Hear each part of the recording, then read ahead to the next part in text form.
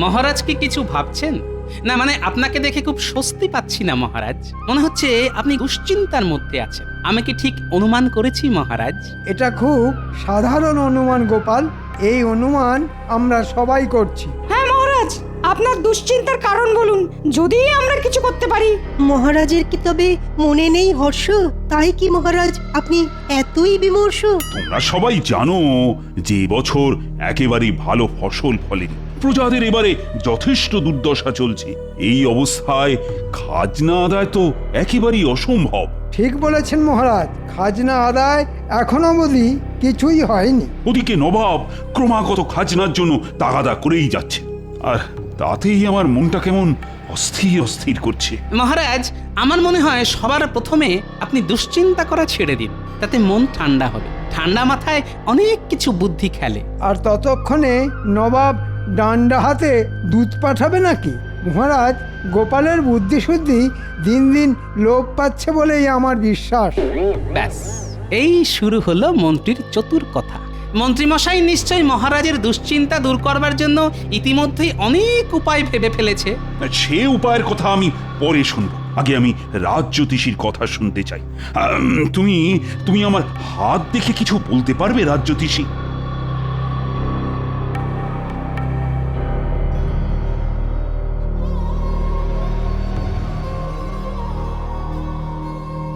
মহারাজ, আপনার হাত দেখে যা বুঝলাম তা হলো একটা অশুভ প্রভাব ছিল বটে। অশুভ? আচ্ছা, বেশ বেশ, তা এখন কি অবস্থা? সেই অশুভ প্রভাব কেটে গেছে, তাই আর আপনার বিশেষ কোনো চিন্তার কারণ নেই। চিন্তার কারণ নেই বলছো? তবে কি? মহারাজ, আমার মনে হয় এই সমস্ত গেঁয়ো যোগী দিয়ে আর কিছু হবে না। আমি কতদিন ধরে এখানে রাজজ্যোতিষী আছি সেটা কি ভুলে গেছেন মন্ত্রীমশাই? সেই জন্যই তো বলছি, আপনার সময় পেরিয়ে গেছে। মন্ত্রী, থামো দেখি।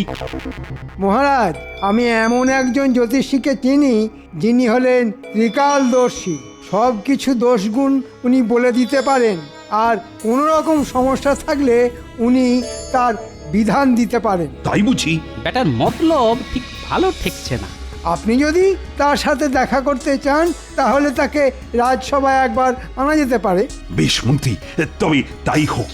আমি তার সাথে দেখা করতে চাই। তুমি তাকে এই রাজসভায় আনবার ব্যবস্থা কর। বিলক্ষণ মহারাজ।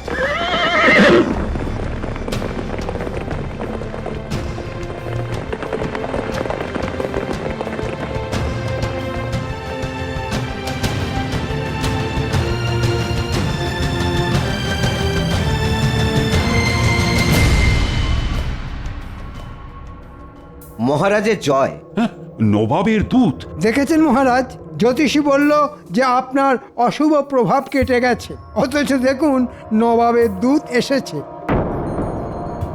কি সংবাদ এনেছো দূত? আমার হাত দিয়ে নবাব একটি পত্র পাঠিয়েছেন। কই দেখি পত্র।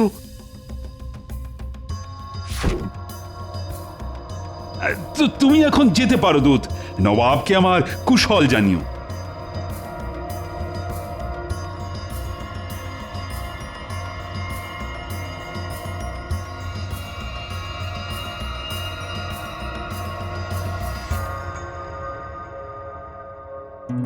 মন্ত্রী, এই পত্রে যা লেখা সেটা তুমি সবাইকে পড়ে শোনাও।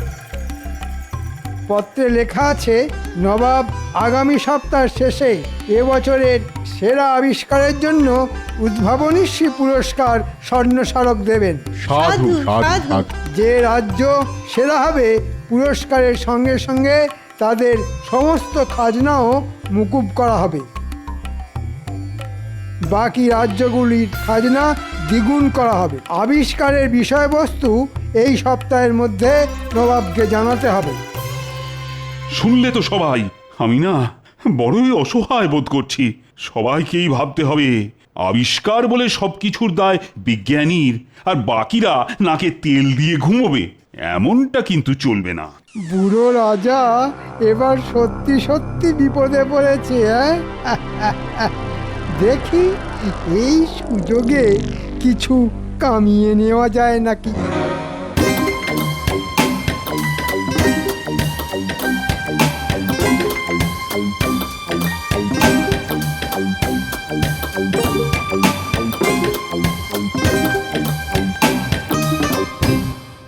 এত দেরি করলে কেন গো? সে আমি জরুরি কাজে ব্যস্ত ছিলাম। কেন? দুজন অতিথি বসে আছে সেই কখন থেকে, তাই বললাম। দুজন অতিথি কোথায়? ওই ভেতরের ঘরে। আরে আগে বলবে তো, চোর ডাকাতও তো হতে পারে।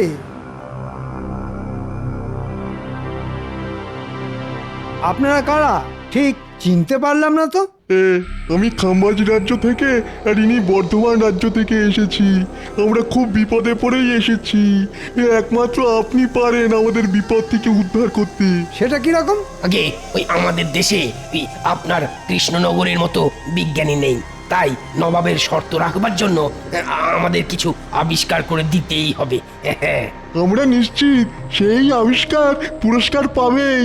এতে আমার লাভ? এতে আমরা আপনাকে 5,000 মোহর দেব। এ তো দারুণ দাম। শুধু 5,000 মোহর? আপনি বলুন না আর কি চান? বিজয়ী হলে আমাকে মোহরের সাথে 50 একর জমি দিতে হবে। বলুন, রাজি? আমরা রাজি। আপনি মোহরের সাথে জমিও পাবেন। ঠিক আছে, এখন আপনারা চলে যান। কেউ যেন আমাদের সাক্ষাতের কথা জানতে না পারে। আপনি কোনো চিন্তা করবেন না, শুধু আমাদের এই বিপদ থেকে উদ্ধার করুন।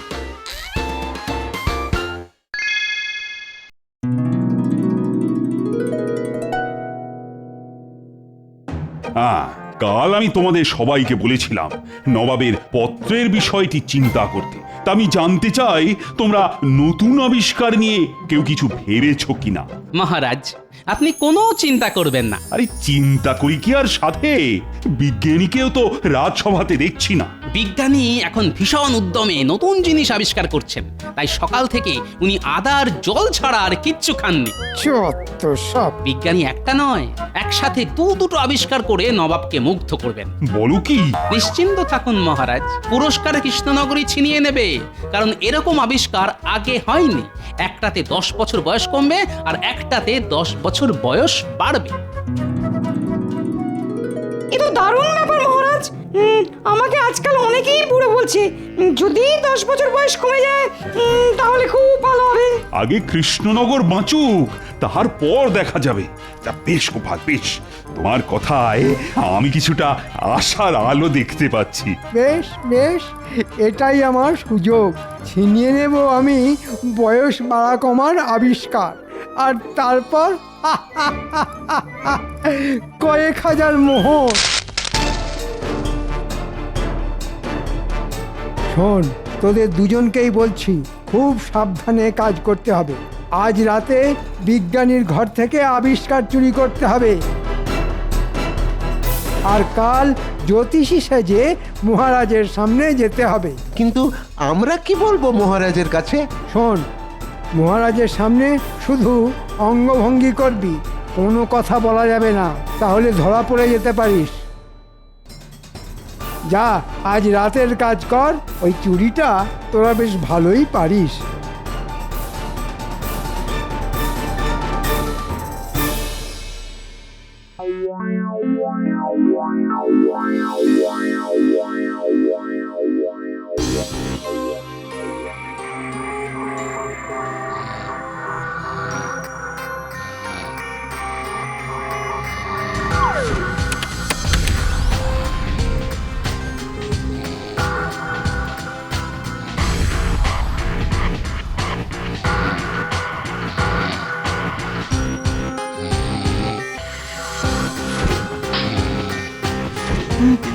কে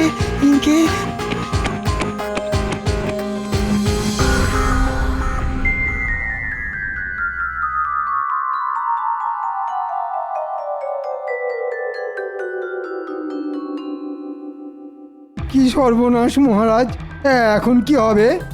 আমিও তো কিছুই বুঝতে পারছি না। আমি দেখেছি স্পষ্ট, একজনের হাতে লণ্ঠন ছিল। হায় হায়, কি হলো? আবিষ্কার যে চুরি হয়ে গেল। আমার মনে হয় না এতে বিশেষ কিছু চিন্তার আছে। মহারাজ, আপনি তো দূত পাঠিয়ে নবাবকে বলেই দিয়েছেন যে আমরা কি আবিষ্কার করেছি। হ্যাঁ, দূত আমি পাঠিয়েছি। আবিষ্কার চুরি হয়েছে, কিন্তু আবিষ্কারক আমাদের সাথেই রয়েছেন। আমার মনে হয় বিজ্ঞানী আবার বানিয়ে ফেলতে পারবে।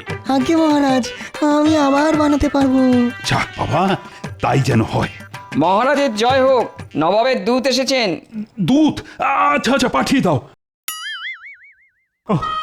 বুঝতে পারছি না আবার কি হবে। ওহ,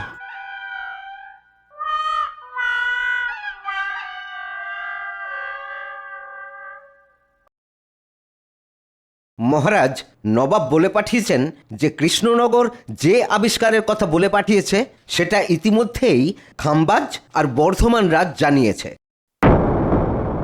তাই কৃষ্ণনগরকে নতুন কিছু আবিষ্কার করে আনতে হবে। সে কি?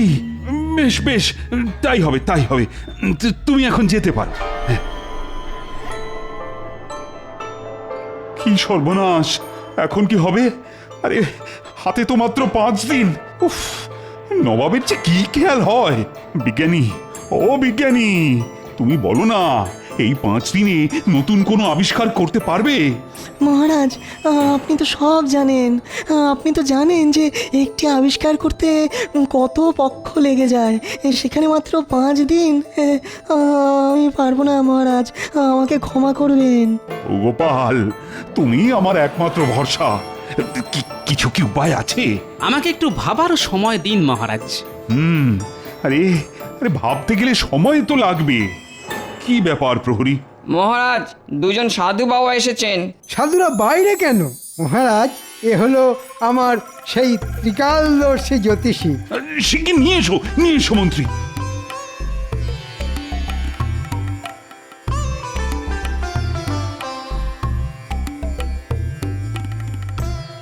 মহারাজ, এনারা দুজনেই হলেন সেই ত্রিকালদর্শী জ্যোতিষী মৌনব্রতী বাবা। মুখে কিছু বলেন না, সবই ইঙ্গিতে বোঝান, তবে গণনা নির্ভুল। কিরকম যেন গন্ডগোল লাগছে, এদের দেখে চেনা চেনাও লাগছে। যাই হোক দেখি। হে ত্রিকালদর্শী জ্যোতিষীগণ, আমাদের রাজ্য আর মহারাজ এখন ঘোর সংকটে। আপনারা গণনা শুরু করুন। আপনারা আকার ইঙ্গিতে যা বলবেন আমি সব বুঝিয়ে দেব।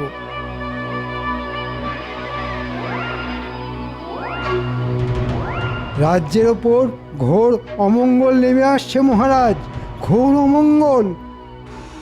নবাবের রোষানলে সব শেষ হয়ে যাবে। কি তাই তো? কি সর্বনাশ!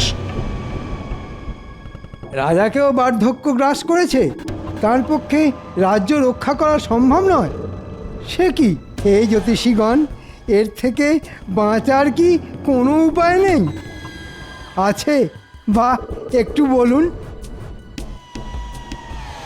উপায় একটা আছে মহারাজ। এই অমঙ্গল কাটাতে এই রাজ্যের থেকে কিছু যাগযজ্ঞ করতে হবে, আর তার জন্য কিছু মোহর লাগবে। এখন মহারাজ, আপনি যদি সম্মতি দেন তবে। বেশ বেশ, আমি সম্মতি দিলাম। আমি খাজাঞ্চিকে এক্ষুনি বলছি যজ্ঞের জন্য প্রয়োজনীয় মোহর এই জ্যোতিষীদের দিতে। তার আগে আমি বলতে চাই, এরা কিন্তু আমার অতিথি, তাই আজ সবার জন্যে ভোজনের আয়োজন করা হয়েছে।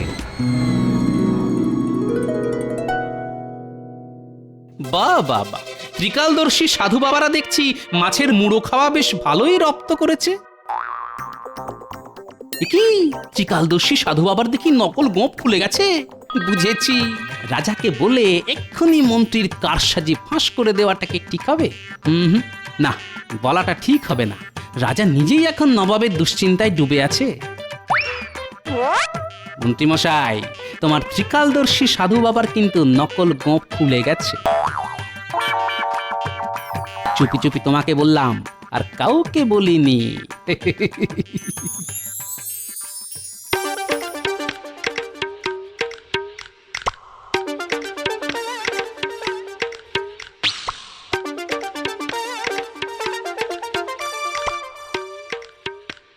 ব্যাপার বলো তো তোমার? সেই কোন সকালে বেরিয়েছো, কোনো খবর নেই। বলি চিন্তা হয় তো নাকি? সে রাজসভায় অনেক কাজ ছিল। বলি রাজসভাতে কি এত তোমার রাজকার্য শুনি? দুপুরে নাওয়া খাওয়া বন্ধ দেখছি। আমার হয়েছে যত জ্বালা। হ্যাঁ, আমি খেয়ে এসেছি, তুমি খেয়ে নিয়েছো তো? তোমার জন্য কি হাপিত টেস্ট করে বসে থাকো নাকি? আমার বুঝি খিদে পায় না? তা তো ঠিকই। সে দিনকাল আর নেই বুঝলে। বাবুর জন্য বসে থাকবো আর তিনি কখন এসে খাবেন। তা তো ঠিকই। ঘরের খাবার তোমার পছন্দ নয় সে তো জানি। আনু কি ছাই বাজার থেকে 4টে মূল্য, 2টো পটল, একটু আলু, ছি আর নিজে রাজবাড়িতে ভালো মন্দ খাবে। এই রাজা একটু খাতির করে খাওয়ালো আর কি। তোমার জন্যে আমার সারা দুপুর আজ অশান্তিতে কেটেছে। হ্যাঁ, আমিও কি চাই খুব শান্তিতে আছি? আমারও অনেক চিন্তা, অনেক কাজ, বুঝলে? তোমার কাজ কি আমি জানি, বেশ জানি। আমাকে বেশি বোঝাতে এসো না, করো তো রঙ্গরসিকতা, বলে কি না অনেক কাজ। গিন্নি, এখন আমার মাথা খেও না তো, বলছি তো অনেক কাজ। তা তো ঠিকই, আমার কথা এখন তোমার মাথা খাচ্ছে। পরিষ্কার বলে দিচ্ছি, আমিও একজন মানুষ। হ্যাঁ, তুমি যে একজন মানুষ সেটা আমি জানি, এখন চুপ করো দেখি। কেন চুপ করবো? কেন চুপ করবো? আমারও বয়স হচ্ছে। আমি কি কাঠ পাথরের পুতুল যে সব দিন একই থাকবো? আমি তোমায় বলে দিচ্ছি, এ সংসারে আমি থাকবো না। থাকো তুমি তোমার মতো করে। হ্যাঁ, কি বললে তুমি গিন্নি? কাঠ পাথরের পুতুল? আরে গিন্নি, তুমি কি বললে তুমি নিজেই জানো না। মলজা, এর হলো কি? পাগল হয়ে গেল নাকি? আমি এক্ষুনি আসছি গিন্নি, এক্ষুনি আসছি। ওমা গো, হলো কি? এই কোথায় যাচ্ছ?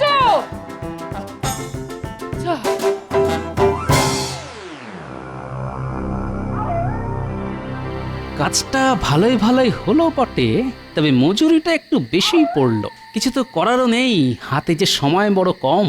এখন তাহলে মজুরি আনতে মহারাজের কাছেই যেতে হবে। কি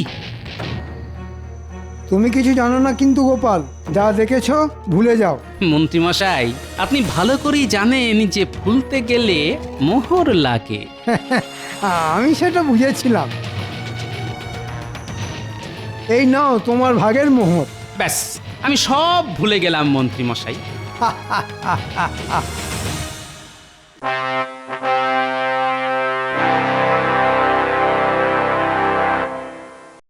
মহারাজ, ওই সাধুদের আনতে কি আপনি বলেছিলেন? হ্যাঁ গোপাল, ওরা ত্রিকালদর্শী যে। আজকে আমাদের প্রথম পরীক্ষা খাম্বাজ রাজ্যের জন্য, সেটা হলো বয়স বাড়ার ওষুধ। বেশ, শুরু হোক। এই সেই ওষুধ যা খেলে বয়স 10 বছর বেড়ে যাবে। উজির, তুমি ওই ওষুধ খেয়ে নাও। নবাবের যা হুকুম।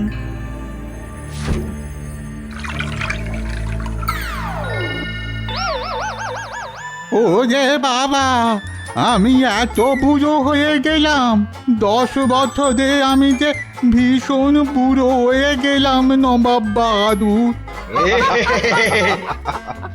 বাহ, চমৎকার আবিষ্কার, চমৎকার আবিষ্কার। নবাব বাহাদুর হুকুম করুন পরের আবিষ্কারের জন্য। এই সেই ওষুধ যা খেলে বয়স ওই 10 বছর কমে যাবে। বেশ, উজির, ওষুধ খাও।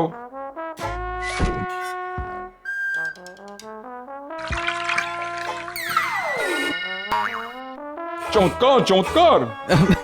এবার এসেছে কৃষ্ণনগরের পালা। বলো, তোমরা কি আবিষ্কার করেছো? গোপাল, তোমার মুখ থেকে শুনি।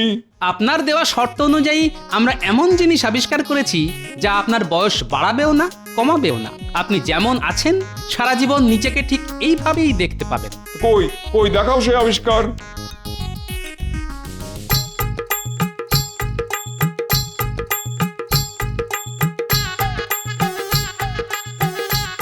কি, এ তো আমার মূর্তি। ঠিকই নবাব বাহাদুর, এই মূর্তিতে আজ যেমন দেখছেন নিজেকে, 5 বছর পর, এমনকি 50 বছর পরও নিজেকে ঠিক একইভাবে দেখবেন। দারুণ, দারুণ, সত্যি সেরা আবিষ্কার গোপাল। পুরস্কার তুমিই পাবে, সেই সঙ্গে কৃষ্ণনগরের খাজনাও মুকুব। নবাব বাহাদুর, এ কেমন বিচার?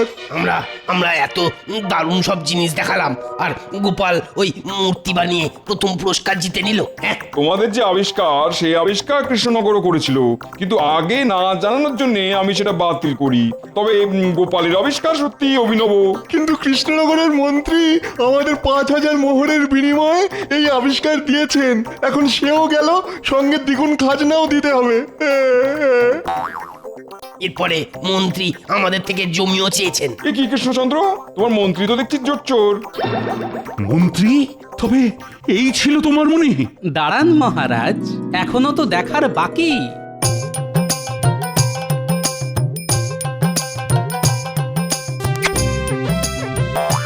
কি ত্রিকালদর্শী জ্যোতিষী আসলে বটা ঘটা? আমার রাজত্বের রাজ্যে এমন ধান্দাবাজ মন্ত্রী আছে, আমি একে শাস্তি দেবো। হ্যাঁ তাই দিন নবাব, সঙ্গেই বটা ঘটাকেও। আমি নির্দেশ দিচ্ছি 1 মাসের জন্য মন্ত্রী সহ বটা ঘটাকে বন্দি করতে। আমাকে বাঁচান মহারাজ, আমার খুব ভুল হয়ে গেছে, আপনার পায়ে পড়ি, আমাকে বাঁচান মহারাজ। না না, কোনো মুক্তি নেই। 1 মাস ধরে পচে মরো গারদে, আর এটাই তোমার শাস্তি। মরে যাবো মহারাজ, একেবারে মরে যাবো, মরে যাবো মহারাজ, একেবারে মরে যাবো। মহারাজ, এই নিন মোহর। আপনার মন্ত্রী আমার মুখ বন্ধ রাখার জন্য আমাকে উপঢৌকন দিয়েছিল। মূর্তি বানাতে একটু শুধু খরচা হয়েছে মহারাজ। ওটা আমি আবার তোমাকে দিচ্ছি গোপাল, পুরস্কার হিসেবে।